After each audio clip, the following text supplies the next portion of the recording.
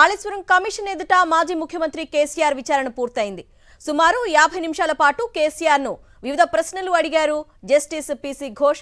కేసీఆర్ ను ఓపెన్ కోర్టులో కాకుండా ఇన్ కెమెరా విచారణ జరిపారు. కాళేశ్వరం ఆలోచన ఎవరిదనే ప్రశ్నతో పాటు డిజైన్లలో మార్పులు జరిగాయా, జరిగితే ఎవరు ఆదేశాల మేరకు మార్చారు, అలాగే తుమ్మిడిహట్టి నుంచి మేడిగడ్డకు బ్యారేజ్ను ఎవరు మార్చారు లాంటి పలు ప్రశ్నలు వేసినట్టు తెలుస్తోంది. కేసీఆర్ వెంట 8 మందికి అనుమతి ఇచ్చారు. బీఆర్ఎస్ నేతలు మధుసూదనాచారి, హరీష్ రావు, వేముల ప్రశాంత్ రెడ్డి, వద్దిరాజు రవిచంద్ర, ఆర్ఎస్ ప్రవీణ్ కుమార్, పద్మారావు గౌడ్, మహమూద్ అలీ, బండారి లక్ష్మారెడ్డి కేసీఆర్ వెంట లోపలికి వెళ్లారు. ఆనాడు ప్రాజెక్టు సందర్శించి వాళ్ళు చెప్పినారు, ఇంజనీరింగ్ వ్యవస్థలో ఇది మా అద్భుతమని కొనియాడినారు. ఆనాడు ఉండేటువంటి గవర్నర్ నరసింహన్ గారు పోయి కాళేశ్వరం దీని యొక్క అద్భుతం, ఇది భవిష్యత్తులో మానవాళికి ఎంతో ఉపకరించేటువంటిది అని చెప్పినారు.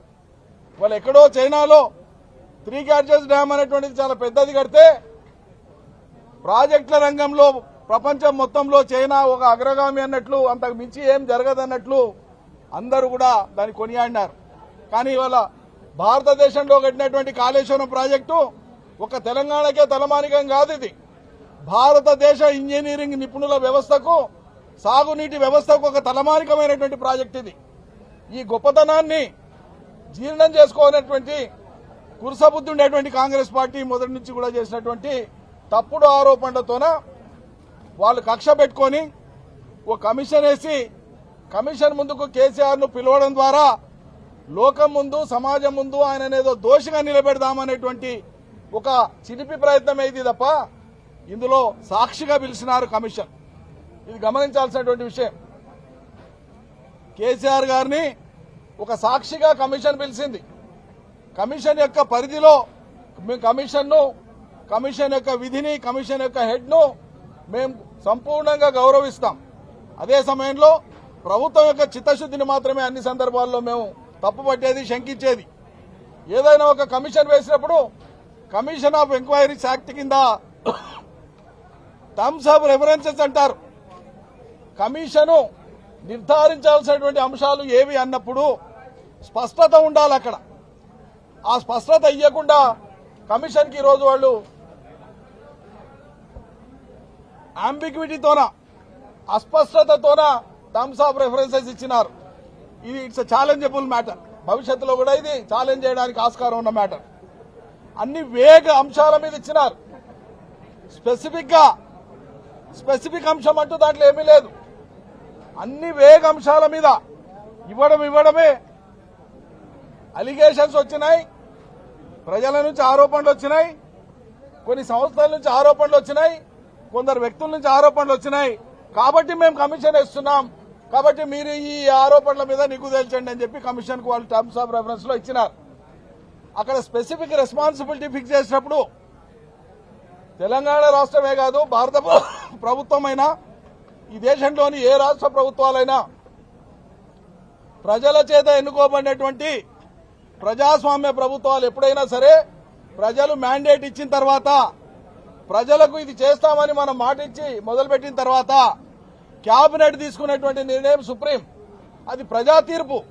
కేబినెట్ నిర్ణయం అంటే ప్రజామోదం ఉండేటువంటి అంశం ప్రతిదీ కూడా. ఇది ప్రజాస్వామ్యంలో అందరూ అర్థం చేసుకోవాల్సింది. అది సమిష్టి బాధ్యత. అక్కడ ఎవరో ఒకరో ఇద్దరో వ్యక్తులు పాత్ర పోషించేది ఉండదు. ఈ ప్రాజెక్టు చేపట్టాలి, గోదావరి మీద, కృష్ణా మీద ప్రాజెక్టులు చేపట్టాలి, నీళ్లు ఇవ్వాలి.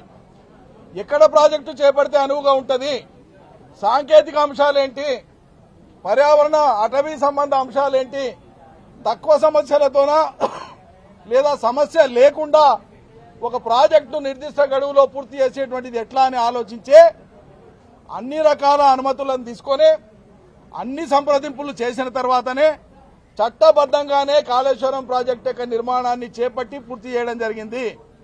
ఇందులో కోడిగుడ్డు మీద ఈక ఏరేటువంటి విధంగా 3 పిల్లర్లలో 2 పిల్లర్లు ఒకటి పాక్షికంగా, 2 ఒక మోతాదులో కుంగితే ఆ కుంగడానికి ఉండేటువంటి ఇతరేతర శాస్త్రీయమైన ఆధారాలు ఏమైనా ఉంటాయా వాటి గురించి ఆలోచించకుండా డే 1 నుంచే ప్రభుత్వాన్ని, ఆనాటి కేసీఆర్ ప్రభుత్వాన్ని ఎన్నికల కంటే ముందు దుర్మార్గ బుద్ధితోన దుష్ప్రచారం చేయడానికి ఎంచుకున్నారు తప్ప అంతకంటే ముందు జరిగినటువంటి ఏటూరు నాగారం ప్రాంతంలో జరిగినటువంటి భూకంపానికి సంబంధించినటువంటి ప్రభావం ఏమైనా ఉంటుందా, సాబటేజ్ ఏమైనా చేయడానికి ఆస్కారం ఉందా, లేదా ప్రకృతి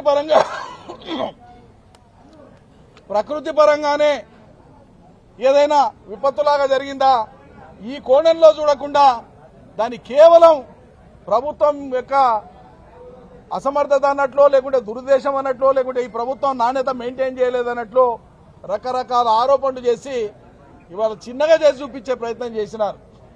తెలంగాణ ప్రభుత్వం యొక్క గొప్పతనాన్ని, తెలంగాణ ప్రజల అద్భుతమైనటువంటి విజయాన్ని, సాగునీటి రంగ విజయాన్ని చాలా చిన్నగా చేసి చూపించేటువంటి ప్రయత్నం